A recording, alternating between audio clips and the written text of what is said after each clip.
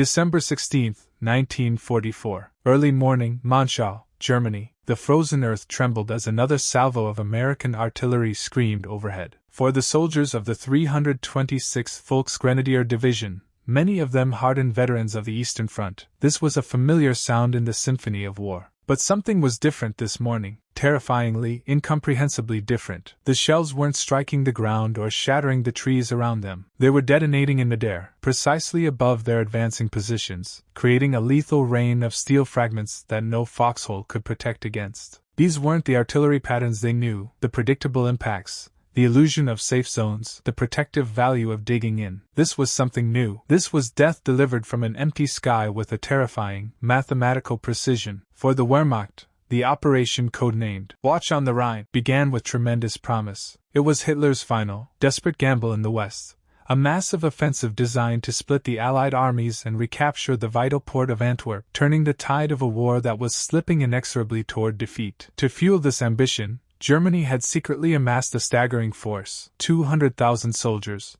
1,000 tanks, and nearly 2,000 artillery pieces. All of it was masterfully concealed within the fog-shrouded forests of the Ardennes. The surprise was absolute. American intelligence had failed catastrophically, detecting nothing of the massive buildup threatening their lines. The 85-mile front was held thinly by either green replacement troops or exhausted combat veterans sent to what was considered a quiet sector for rest. As the initial German bombardment of 1,600 rounds per minute erupted on December 16, these unprepared soldiers were about to face the full, terrifying fury of the German war machine's last great assault. Amid the capes near Monschau, Colonel Oscar Alfred Axelson of the 406th Artillery Group faced an impossible tactical situation. A small American reconnaissance unit, the 38th Cavalry Squadron, was being systematically overwhelmed by the advancing 326th Volksgrenadier Division. His conventional artillery barrages were having little to no effect. The German assault could not be stopped.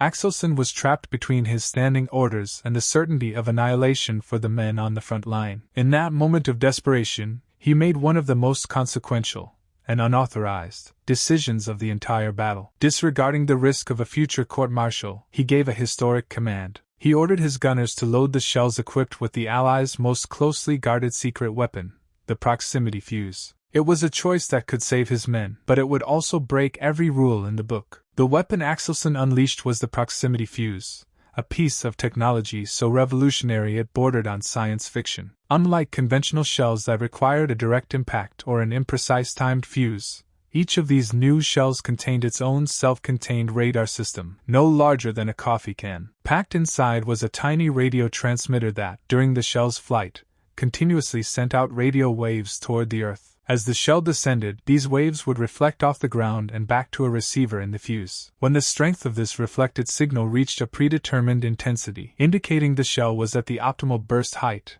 an electronic switch triggered detonation. Instead of digging a useless crater in the mud, the shell exploded 30 to 50 feet in the air. This created a devastating cone of steel fragments that rained down from above, covering a vastly larger area than a ground burst and making foxholes or any other form of cover completely useless. The development of the proximity fuse was a secret war unto itself, a program driven with what insiders called Manhattan Project level intensity. At the Johns Hopkins Applied Physics Laboratory, cunningly disguised as an abandoned used car dealership in Maryland, Dr. Merle Tuve oversaw an effort of almost unbelievable scale. At its peak, the program employed a staggering 3% of all American physicists. The final cost reached $1 billion in 1940s currency, a figure second only to the atomic bomb in total wartime spending. The security matched the price tag. The entire project was subject to a level of secrecy on par with the Manhattan Project. Workers were strictly forbidden from discussing their jobs,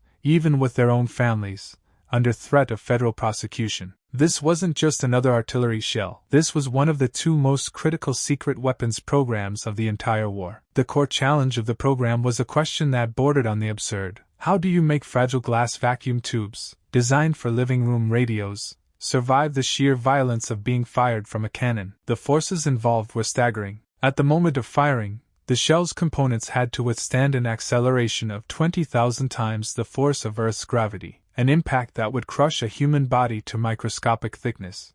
Every single part had to be a miracle of rugged engineering. Standard vacuum tubes were useless. they had to be completely redesigned. The breakthrough came from a team led by Dr. James Van Allen, who developed revolutionary miniaturized tubes, some no larger than a pencil eraser, yet containing all the elements of their conventional counterparts. These tiny components not only had to endure the initial shock but also function perfectly while spinning at extreme rotational speeds and surviving temperature swings from the heat of the gun barrel to the sub-zero cold at the peak of their trajectory. Even the power source was ingenious. A small glass ampoule of electrolyte would shatter upon firing, instantly activating a battery that would last for the shell's brief, violent flight. Colonel Axelson's decision on December 16 created an immediate command crisis. He had knowingly violated direct orders restricting the top-secret weapon to anti-aircraft use. This rule existed for one critical reason: the fear that a captured shell could be reverse-engineered by German scientists. While Axelson faced a potential court-martial, the results of his insubordination were simply undeniable. The German attack at Monschau had been stopped cold, with casualties that shocked even veteran commanders. Word of the weapon's devastating impact reached Supreme Headquarters with incredible speed. Recognizing the desperate situation developing across the Ardennes, General Eisenhower saw the immense potential in Axelson's gamble. On December 19, he formally requested authorization to use the fuses against ground targets. Just 2 days later, all restrictions were lifted. The secret was out, and a new, deadlier phase of the battle was about to begin. Nowhere was the fuse's defensive power more critical than during the legendary siege of Bastogne. Here, the completely surrounded and outnumbered 101st Airborne Division held a vital crossroads against repeated German assaults. Their survival depended heavily on their artillery, including the 463rd Parachute Field Artillery Battalion and the All-African-American 969th Artillery Battalion. When these units fired their limited supply of proximity-fused shells, the effect was devastating. German assault formations, advancing across the snow-covered fields, simply melted away under the airburst barrages, with entire platoons eliminated in seconds. Following General McAuliffe's famous "nuts" reply to the German surrender demand, the ensuing enemy attack was met with perfectly timed overhead detonations that left no safe zones. The 969th's larger 155mm howitzers created an impenetrable ring of death around the town's perimeter. German prisoners later reported that their units often lost cohesion before even reaching American lines, with soldiers fleeing the incomprehensible air bursts.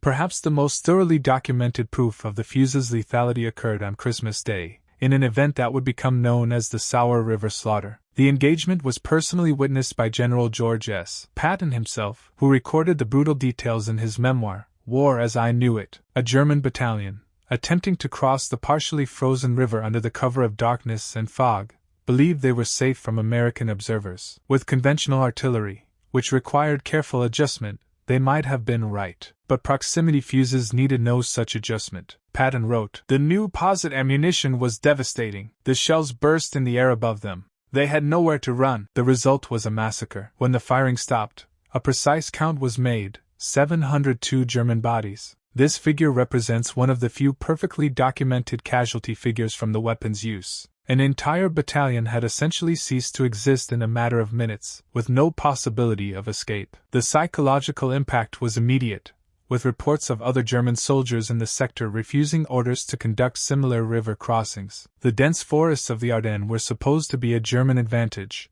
offering natural concealment from Allied aircraft and observers. But when proximity fuses entered the equation, this sanctuary was transformed into a death trap. In the open, the fuse was deadly. In a forest, its lethality multiplied exponentially. When a shell detonated above the forest canopy, it didn't just rain down metal fragments. The blast shattered the massive tree branches overhead, creating thousands of additional wooden projectiles. Lethal splinters, some as long as a man's arm, sighed through the air at hundreds of feet per second, turning the environment itself into a weapon. Centuries of tactical wisdom about forest fighting became useless overnight. Hiding behind a tree or digging a foxhole under roots offered no protection from a threat that came from directly above. American artillerymen quickly found that a single 155mm shell could clear an area the size of a tennis court of all living things. For the German soldiers trapped below, there was no correct tactical response.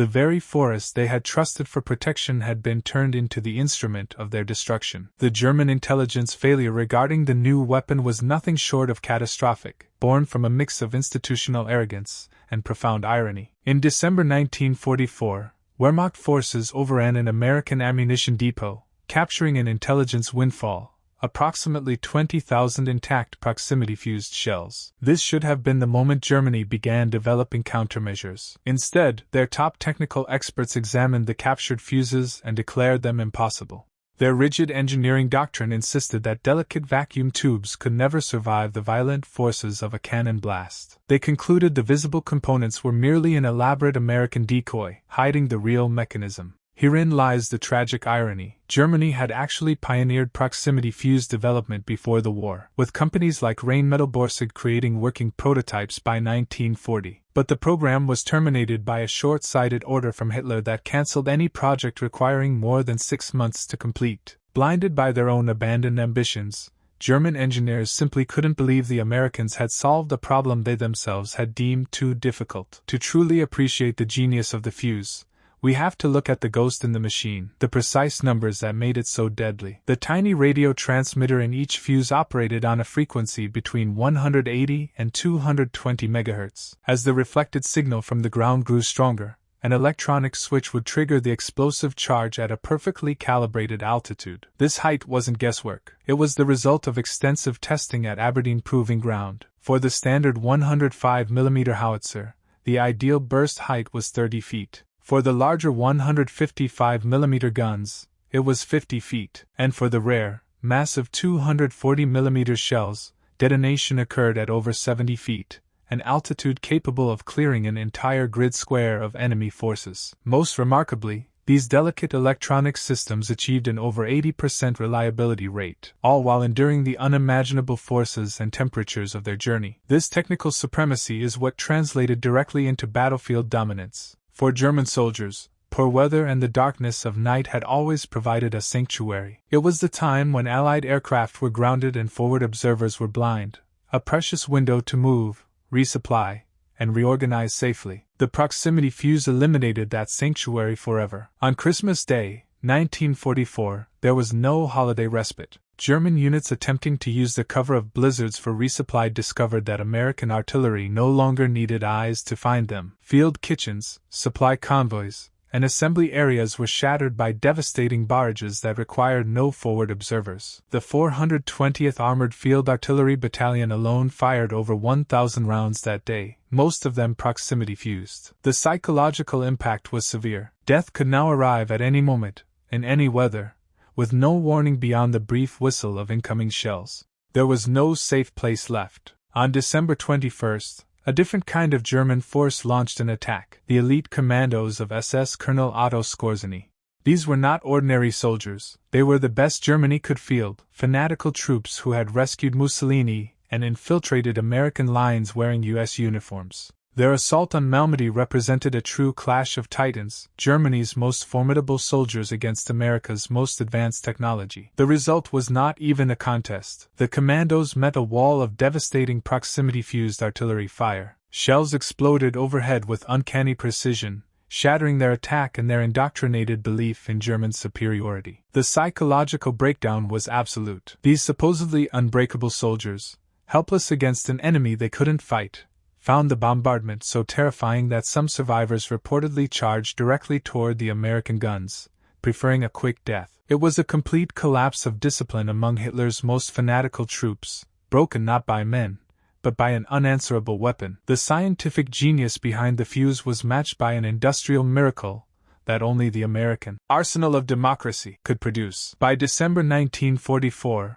over 100 American companies had completely retooled for fuse production. The Crosley Corporation abandoned refrigerator manufacturing for fuse assembly, while giants like RCA, Sylvania, and General Electric dedicated entire facilities to the program. Inside these factories, a workforce composed predominantly of women maintained a level of quality control never before attempted in mass production. Working 12-hour shifts under a strict veil of secrecy, they inspected every single one of the 130 components, ensuring each fuse was perfect. Their relentless precision achieved a stunning result. By the end of 1944, A new proximity fuse was rolling off the assembly line every 2 seconds. This incredible efficiency also drove the cost of a single fuse from an astronomical $732 in 1942 down to just $18 by the time of the Bulge, allowing for the production of 22 million fuses during the war. Ultimately, the most powerful verdict on the proximity fuse came not from the Americans who used it but from the German commanders who were defeated by it. After the war, Field Marshal Gerd von Rundstedt, the overall commander of the offensive, stated plainly, "The proximity fuse was decisive. Our attacks broke down, because of artillery that seemed to have eyes."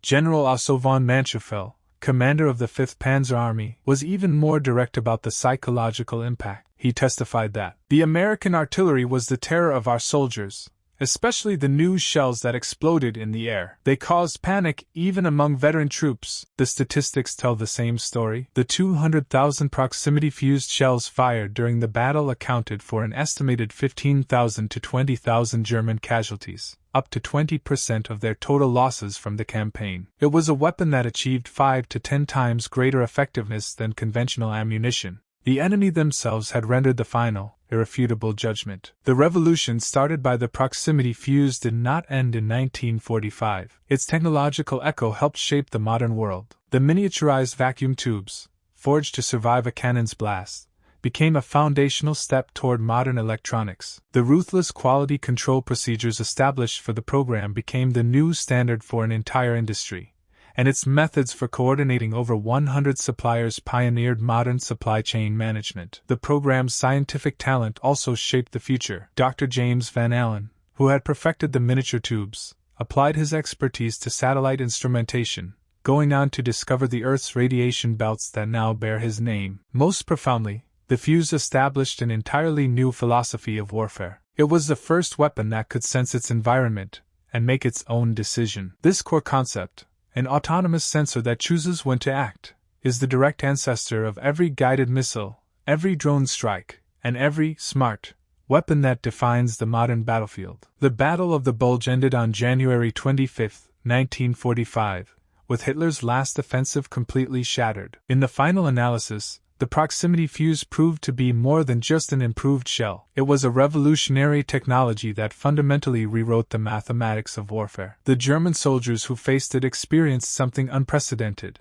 death delivered by shells that seemed intelligent, that could find them anywhere, and that transformed the very air into a killing zone. Their experience marked the turning point. From Colonel Axelson's first unauthorized command to the final shell fired, the fuse was the ultimate convergence of American scientific genius, industrial capacity, and tactical adaptation. In the frozen forests of the Ardennes, the age of technological warfare had truly arrived, and the revolution it began continues to shape our world today.